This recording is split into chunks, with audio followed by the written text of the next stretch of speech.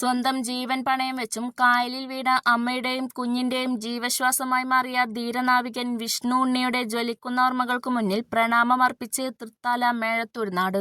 കൊച്ചി കായലിൽ വീണ അമ്മയെയും കുഞ്ഞിനെയും രക്ഷിക്കുന്നതിനിടെ അടിയൊഴുക്കിൽപ്പെട്ട് വിട പറഞ്ഞ ഈ രാജ്യസ്നേഹിയുടെ സ്മരണക്കായി നിർമ്മിച്ച വിഷ്ണു നഗർ റോഡ് നാടിന് സമർപ്പിച്ചു. ആടുവളവ് പണ്ടാരക്കുണ്ട് റോഡാണ് ആധുനിക രീതിയിൽ മനോഹരമായി നവീകരിച്ച് പുനർനാമകരണം നടത്തി നാടിന് സമർപ്പിച്ചത്. വി.ടി. ബൽറാം എം.എൽ.എ. പാതയുടെ ഉദ്ഘാടന കർമ്മം നിർവഹിച്ചു. തൃത്താല ഗ്രാമപഞ്ചായത്ത് പ്രസിഡന്റ് ജയന്തി വിജയകുമാർ അധ്യക്ഷയായി. ഇന്ത്യൻ നേവിയിൽ ഉദ്യോഗസ്ഥനായിരുന്ന തൃത്താല മേഴത്തൂർ സ്വദേശി പട്ടിക്കര വളപ്പിൽ വിഷ്ണു ഉണ്ണിയുടെ സ്മരണാർത്ഥമാണ് റോഡ് നിർമ്മിച്ചത്. 2018 കൊച്ചി നേവൽ ബേസിൽ ജോലി ചെയ്യുന്നതിനിടെയായിരുന്നു വിഷ്ണുവിന്റെ മരണം. വെണ്ടുരുത്തി പാലത്തിലൂടെ സഞ്ചരിക്കുമ്പോൾ ഒരു അമ്മയും കുഞ്ഞും കായലിലേക്ക് വീഴുന്നത് കണ്ട് വിഷ്ണു കായലിലേക്ക് ചാടി അമ്മയെയും കുഞ്ഞിനെയും രക്ഷപ്പെടുത്തി. എന്നാൽ ശക്തമായ അടിയൊഴുക്കിൽപ്പെട്ട വിഷ്ണുവിനെ പിന്നീട് കണ്ടെത്താനായില്ല. 5 വർഷം ഇന്ത്യൻ നേവിയിൽ ഉദ്യോഗസ്ഥനായിരുന്ന വിഷ്ണു INS ശാരദയിലായിരുന്നു ജോലി ചെയ്തിരുന്നത്. പ്രമോഷൻ ട്രെയിനിങ്ങുമായി ബന്ധപ്പെട്ട് ഫോർട്ട് കൊച്ചിയിലെ INS ദ്രോണാചാര്യയിൽ വിദഗ്ധ പരിശീലനത്തിൽ പങ്കെടുക്കുന്ന സമയത്തായിരുന്നു സംഭവം. അടിയൊഴുക്കിൽപ്പെട്ട വിഷ്ണുവിനെ കണ്ടെത്താനായില്ല. 6 മാസം തിരച്ചിൽ നടത്തി ദൗത്യം അവസാനിപ്പിച്ചു. പിന്നീട് മരണാനന്തര ബഹുമതിയായി ജീവൻ രക്ഷാ പതക്, നാവികസേനാ മെഡൽ എന്നിവ നൽകി രാജ്യം വിഷ്ണുവിനെ ആദരിച്ചിരുന്നു. റോഡ് യാഥാർത്ഥ്യമാകാൻ അശ്രാന്ത പരിശ്രമം നടത്തിയ വാർഡ് മെമ്പർ പത്തിൽ അലിയെയും വിഷ്ണുവിന്റെ ഓർമ്മയ്ക്കായി 173 മീറ്റർ റോഡ് സ്വന്തം ചെലവിൽ നിർമ്മിച്ച് നാടിന് സമർപ്പിച്ച അധ്യാപകനായിരുന്ന പൗരത്വ തൊടിയിൽ അസീസിന്റെ കുടുംബത്തെയും ചടങ്ങിൽ ആദരിച്ചു. അഡ്വക്കേറ്റ് ഷാഹുൽ അമീദ് സ്വാഗതം പറഞ്ഞു. കെ. സുജാത, അനീസ് മാട്ടായ, പ്രിയ, മൊയ്തീൻകുട്ടി, PV സുകുമാരൻ, രാമദാസ്, നാട്ടുകാർ തുടങ്ങിയവർ ചടങ്ങിൽ പങ്കെടുത്തു. News desk, Thrithala news.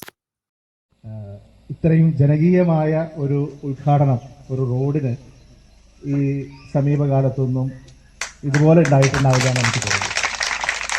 എൻ്റെ കപ്പിലലി പറഞ്ഞ പോലെ പുതിയതായി വീണ്ടും നിങ്ങളുടെ MLA ആയി വന്നതിന് ശേഷം ആദ്യമായിട്ടാണ് ഞാൻ റോഡിന് ഉദ്ഘാടനം നിർവഹിക്കുന്നത്.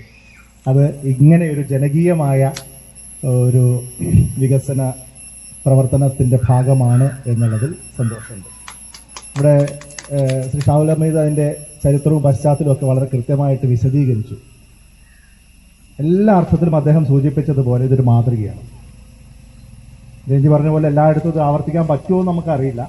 പക്ഷെ കാരണം പലപ്പോഴും പല സ്ഥലങ്ങളിലും നമ്മുടെ അനുഭവം അവരവൻ്റെ വീടിൻ്റെ മുമ്പിൽ കൂടെയുള്ള റോഡാണ്. അതിനൊരടി ഭൂമിയൊക്കെ വിട്ടുകൊടുത്താൽ അതിൻ്റെ പ്രയോജനം അവനവന് തന്നെയാണ്.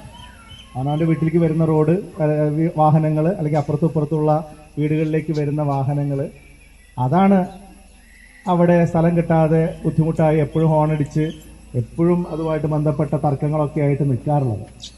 നോക്കുമ്പോൾ പലർക്കും ഈ റോഡിൽ നിന്ന് പിന്നെ അങ്ങോട്ട് ബാക്കിലേക്ക് ഇഷ്ടംപോലെ സ്ഥലമുണ്ട്. ആകെ 4 സെൻറ്റോ 3 സെൻറ്റോ ഭൂമിയുള്ള ആളുകളല്ല പലപ്പോഴും വിട്ടുതരാൻ മടിക്കുന്നവർ. അവർ ചിലപ്പോൾ മുന്നിൽ നിൽക്കും, എടുത്തോന്ന് പറയും. ഏക്കർ കണക്കിന് സ്ഥലം കയ്യിലുള്ളവരാണ് ഒരടിയുടെയും 2 അടിയുടെയും പേരിലുള്ള ഈ തർക്കത്തിൽ എപ്പോഴും ഉണ്ടാകുന്നത്.